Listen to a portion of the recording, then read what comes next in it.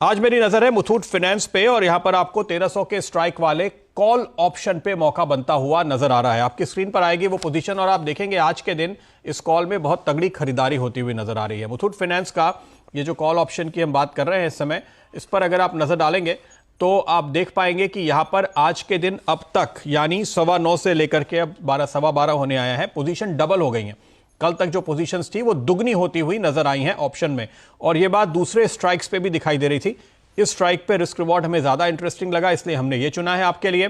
Futures पे देखिए 4.5% का ओपन इंटरेस्ट बिल्डअप होता हुआ नजर आ रहा है पॉजिटिव साइड में।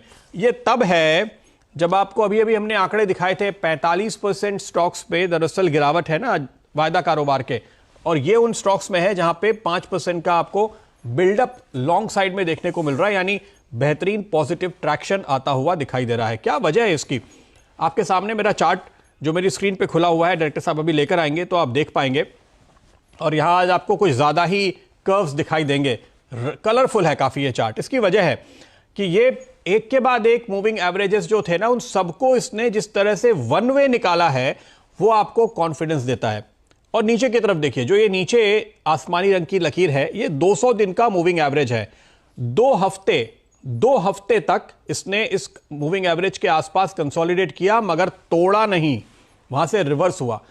यह क्यों इंपॉर्टेंट है? 200 दिन के मूविंग एवरेज से जब कोई स्टॉक रिवर्स होता है तो हम ये मानते हैं कि इसने एक अपना करेक्शन की जो चाल थी ना शायद कंप्लीट की है, क्योंकि साल 6 महीने में एक बार इस लेवल के आसपास आपको स्टॉक आते हुए दिखते हैं।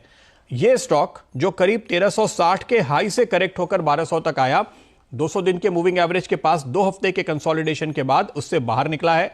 और आज आप देख सकते हैं ऊपर ये जो पीली लकीर है, ये आपको ऐसे तो 50 दिन का मूविंग एवरेज भी है तो उसका ब्रेकआउट दिख रहा है, लेकिन साथ ही साथ ये जो कंसोलिडेशन का दौर चला था 50 दिन और 200 दिन के मूविंग एवरेज के बीच में ये कंसोलिडेट हो रहा था, वो कंसोलिडेशन आज पूरा हो चुका है और वॉल्यूम के साथ आज ये स्टॉक आपको ऊपर की तरफ निकलता हुआ नजर आ रहा है। शायद वॉल्यूम आप बहुत क्लियर नहीं देख पा रहे हैं इस चार्ट पे, लेकिन कोई बात नहीं, साफ तौर पे आपको संकेत यही है कि कंसोलिडेशन पूरा और तेजी जारी। गौरव, इस स्टॉक पे नजर पड़ने की एक और वजह थी, अभी मैं थोड़ी देर पहले कमोडिटी का अपडेट चल रहा था तो वो मैंने देखा, ऐसा लग रहा था अभी हफ्ते 10 दिन पहले कि शायद सोना 40,000 पे आ जाएगा, लेकिन पलटी आ गई है और अब तो मैं देख रहा हूं लोग 47,000 और वापस 50,000 की तरफ जाने की बात कर रहे हैं। तो गोल्ड में जो रिकवरी आई है वो इन गोल्ड फाइनेंस कंपनीज के लिए बड़ी पॉजिटिव होती है। इनके पास जो स्टॉक में सोना है उसकी वैल्यू बढ़ जाती है तो रिस्क कम हो जाता है। ऐसे माहौल में ये जो पूरी गिरावट आई ना, डर की वजह से गिरावट आई थी कि भाई फिर से लॉकडाउन हो रहे हैं,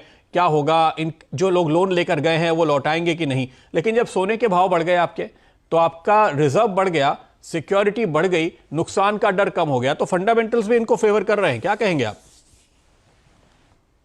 मैंने भी कल या परसों में ट्वीट किया था गोल्ड के ऊपर, उसके बाद 1000 पॉइंट की अपसाइड गोल्ड में भी देखने मिली है। और अगर आप स्पेसिफिकली मुथूट फाइनेंस का अगर आप देखेंगे तो मैं एक और चीज इसमें ऐड करना चाहूंगा कि आप जैसे आपने डेली चार्ट का बोल रहे थे, आप आवरली चार्ट्स में अगर आप जाते हैं तो यहाँ पे एक अच्छा खासा एक डबल बॉटम पैटर्न फॉर्मेशन हुआ है। उसका जो नेकलाइन जो कहते हैं उसका एक ब्रेकआउट आ चुका है, उसके ऊपर if I am not wrong hourly candle का क्लोज आ चुका है, तो एक संकेत है कि यहाँ से फिर एक अच्छा अपसाइड आपको देखने मिले। जब अभी आप गोल्ड की चर्चा करते हैं, अगर आप कोरिलेट करते हो तो आप गोल्ड के चार्ट्स देखिए, उसमें अगर आप डेली चार्ट अगर देखेंगे तो उसके अंदर भी आपको देखने मिलेगा कि एक डबल बॉटम था, नेकलाइन ब्रेकआउट हुआ और वहां से हमको 1500 पॉइंट की अपसाइड गोल्ड में देखने मिली है। सिमिलरली यहाँ पे स्ट्रक्चर है, डेली चार्ट्स पे नहीं लेकिन आवरली चार्ट्स पे है, तो यहाँ पे जब तक ये 1245 के लेवल्स को होल्ड करता है तो यहाँ पे एक अपसाइड आपको देखने मिल सकती है, जो कि तकरीबन 1285 से 1300 तक के लेवल्स आपको एक बार इमीडिएट बेस पे देखने मिल सकते हैं। वहां पे रिव्यू कीजिए कि 1300 पे कैसे ये बिहेव करेगा, लेकिन फिलहाल जो कहा जाए कि यहाँ पे जो ब्रेकआउट है वो थोड़े बेहतर लग रहे हैं।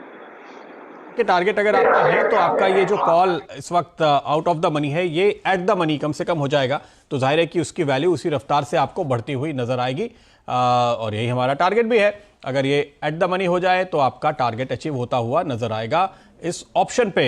गोल्ड पे तो चार्ट नहीं है, लेकिन जो आपने बोला ना इंट्राडे वाला आर्ली चार्ट दिखाने के लिए, वो मैंने बना दिया है। डायरेक्टर साहब एक बार दिखा देंगे, गौरव जी की डिमांड पे ये चार्ट रेडी है। जो कंसोलिडेशन हुआ था आर्ली कैंडल्स पे, उसका ब्रेकआउट आने के बाद पहले घंटे और इस वक्त करंटली भी जो पोजीशन चल रही है, और ये घंटा खत्म होने ही आ गया है, तीसरा घंटा, तो आप देखेंगे कि उस लेवल के ऊपर ही फिर से क्लोजिंग आती हुई नजर आ रही है।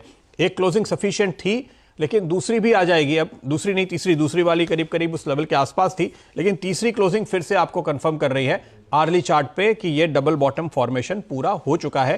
क्योंकि गौरव जी ने इशारा किया तो मैंने वो चार्ट बनाकर आपके सामने पेश कर दिया। दिन के हाइज पे 1262 के लेवल स्टॉक पे नजर आ रहे हैं और ऑप्शन तो आपको दिन के हाइज पे ट्रेड करता हुआ दिखाई दे ही रहा है। तो यह है आज का ट्रेड मुथूट फाइनेंस पे। डायरेक्टर साहब वो ऑप्शन फिर से स्क्रीन पर ले आइए। गौरव, ये जो आप कह रहे थे ना कि फॉलो अप नहीं मिलता, ये जो आप इचिमोकू की बात कर रहे थे, क्या उसको ट्रैक करके आप बच जाते हैं ये विप्सॉ से? जी बिल्कुल, अगर आप देखेंगे चार्ट्स वगैरह के, एक तो मुझे कहाँ पे पोजीशन लेनी चाहिए। कभी कभी होता है कि बैंक निफ्टी काफी स्ट्रांग है, अगर आप ऑप्शंस की बात कीजिए स्पेशली अगर ये ऑप्शंस। टेक्निक बड़ी कारगर है तो एक दिन हम गौरव सर की क्लास रखेंगे ताकि वो समझाएं, क्योंकि वाकई में बहुत दिक्कत हो रही है इन दिनों कोई भी ट्रेड लेने में। क्योंकि आपको जब लगता है कि ब्रेकआउट हो गया उसके बाद स्टॉक घूम के नीचे आ जाता है, ब्रेकडाउन हो गया तो फिर घूम जाता है। तो चार्ट जरा रेडी रखेंगे, ग्राफिक्स के साथ समझाने की कोशिश करेंगे तो शायद दर्शकों को समझ में आएगा। अभी हम डिस्कस करेंगे तो दर्शक समझ नहीं पाएंगे।